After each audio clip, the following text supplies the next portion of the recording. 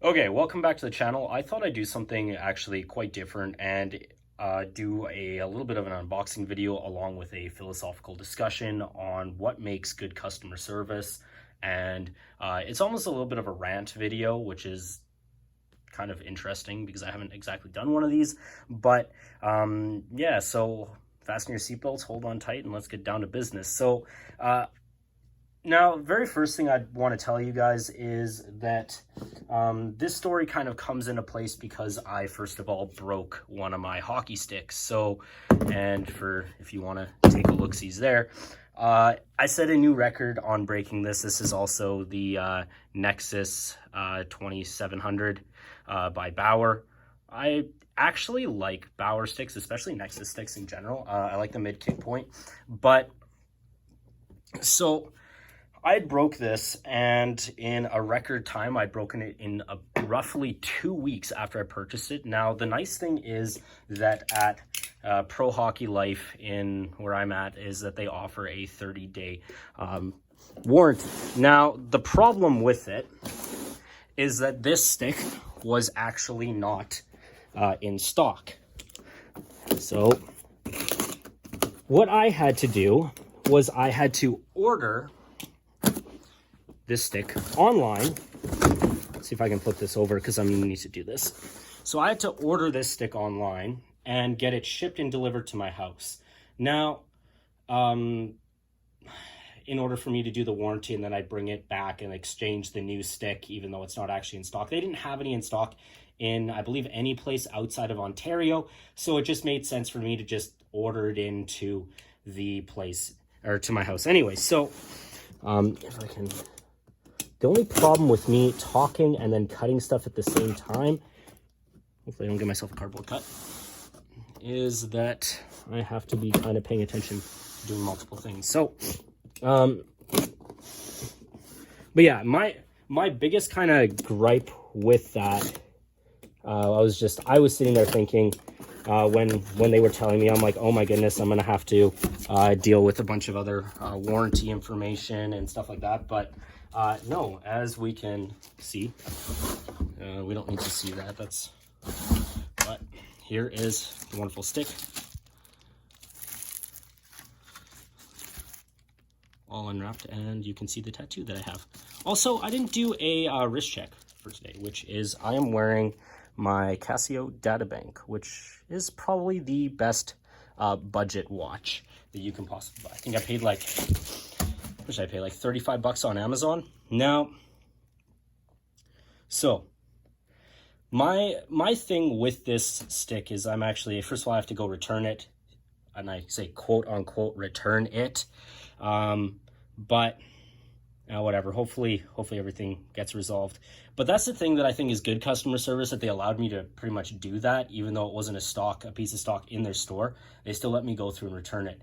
Now, the one thing that I would say is annoying, and this is where I get into more of a gripe. So I'm gonna spin around the camera for you guys and talk a little bit about a huge kind of issue or complaint that I have. All right, so I'm gonna sit back in the chair and kind of give you guys a little bit of an overview on what I think is a problem with today's society when it comes to good customer service.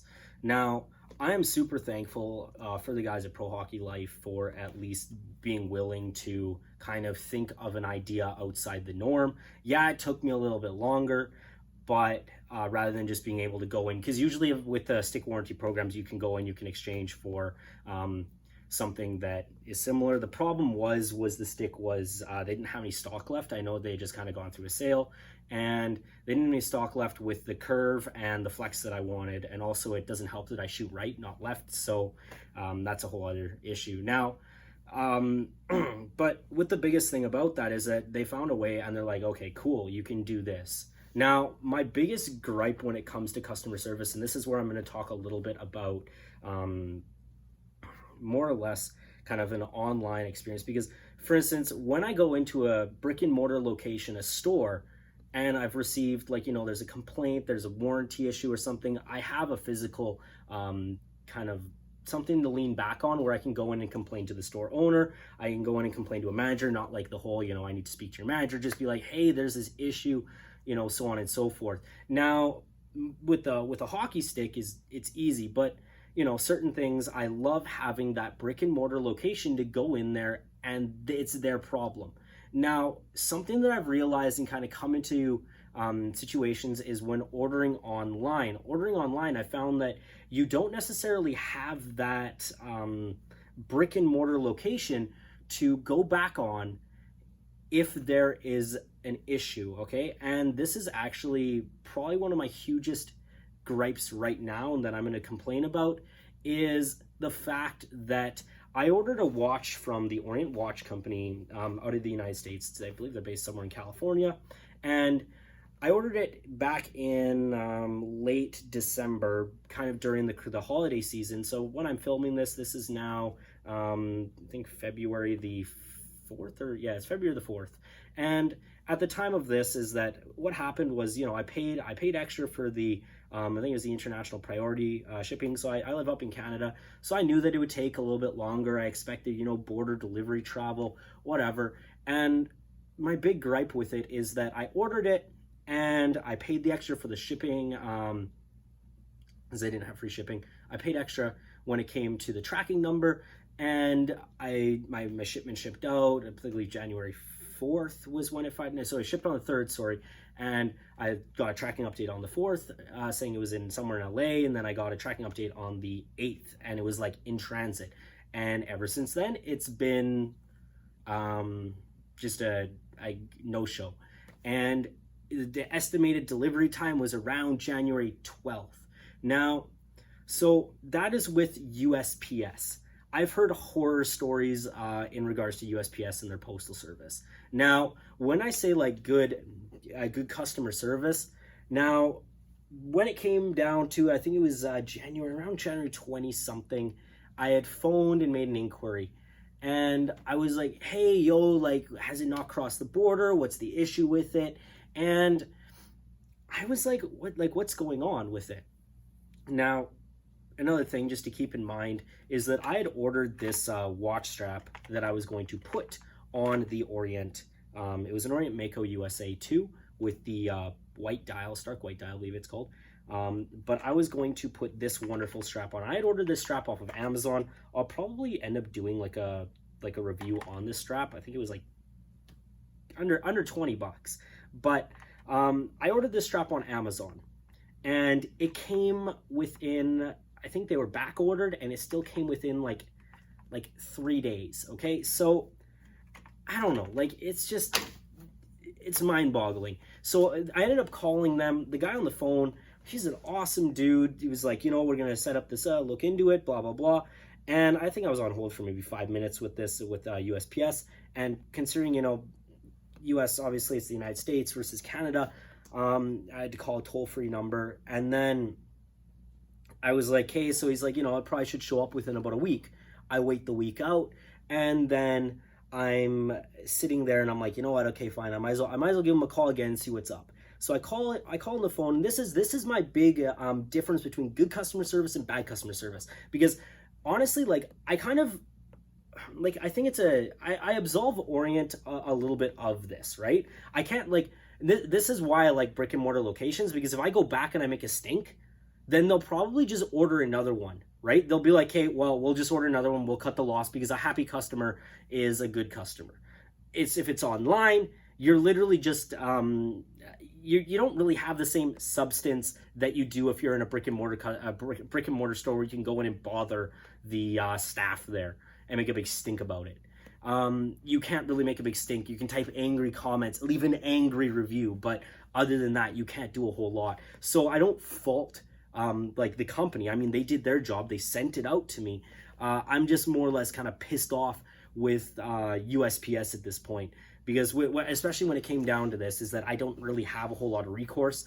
After I got off the phone with this wonderful person, and by wonderful, I'm being absolutely sarcastic. This person was an absolute turd. The second person that I called. So first of all, I waited on hold for about 50 minutes. If you're on hold for freaking 50 minutes, it's already not gonna be a good time. And I don't know, I got this super sassy lady who, I kid you not, was the least helpful person, was like, Oh, well, just like basically, you know how there's those people who are like, oh, well, we're just following rules? Yeah, one of those people. And I'm like, okay, so there's nothing you can do, but not even being polite about it. She was like, it was honestly like after waiting for 50 minutes and being told that we're not going to open up an investigation till like a certain time period, and that's like 30 plus days. And I'm like, holy crap, like that's ridiculous. I paid for, I paid, I think, was it 30 or something, 30 or $40 extra for shipping, and I'm like, it's not here. I paid for the faster shipping option with the tracking number, and it's not here.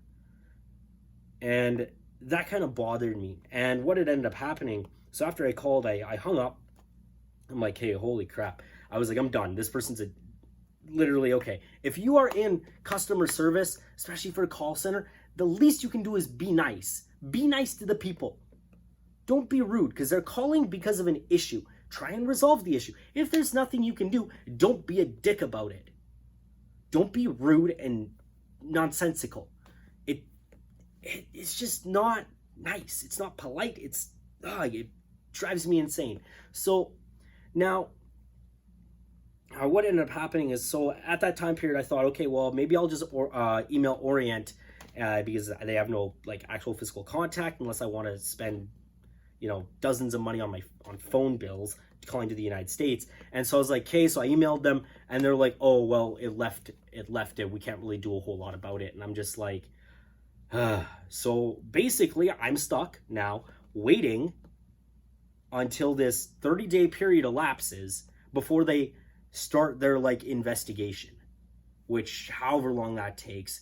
And the problem is because once it goes over the border, they have to transfer, and it has to become Canada's Post problem. Canada Post does their own thing, even though I called Canada Post, and they're like, we have no record of it here. And I'm like, it's not, like, I got so annoyed because, like, on the tracking information, it'll say if it goes to the border, right? If it goes past the border, it'll clear customs, and it should register on there. It didn't. So I'm like, this is clearly, it's still in your system. I was just like, oh my goodness. Like, and this is my thing. If Amazon can get me a product from who knows where in like 3 days, or next day shipping, or if I can get my hockey stick, which I literally placed an order Sunday night, and it is now Tuesday. If I can get that in like 2 days, and mind you, this is Purolator and Amazon. So I'm like, I literally think to myself, if there is government intervention in any sort of aspect, if it's associated with government, when it comes to a mailing service, it's utter trash. And I'm like, holy, just bothers me. So I'm like, why? Like, why am I even bothering? But yeah, so I still have to wait if I want to get the watch.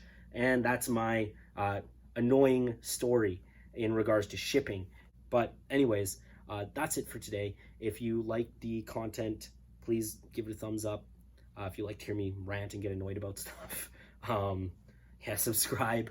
Follow me on Instagram if you want to stay connected in that aspect. I do post a lot of stuff on there, and then also kind of give updates for what I'll be doing next. So there are a couple things that I will be doing. Sorry, catch my breath. In the future is one thing that I really want to start is a buying series talking about buying and purchasing vehicles, and tips and tricks to kind of get the best deal, because I feel like a lot of the times they don't teach young people, or even like, it doesn't matter if you just purchase your first vehicle or the 1,000th vehicle. I think that you're not really taught how to properly negotiate, like inside things, tips and tricks on how dealerships work, and then like just kind of financial advice in general when you're looking for vehicles, because not a lot of people talk about like the why people buy used, new, or like why you would lease, or like rental programs, and talking about different pros and cons of them. So yeah, I think that that's something where I want to go with, and that also lends into something that I really love, which is the automotive world. And then you guys can listen to me talk more about cars, but more of like philosophical and how to save money and live better, I guess. Anyways, that's enough for today. I'm gonna leave you with that. Hopefully you had an interesting time watching me, but also that you guys have a fantastic day, and obviously stay out of trouble, and yeah, take care. Goodbye.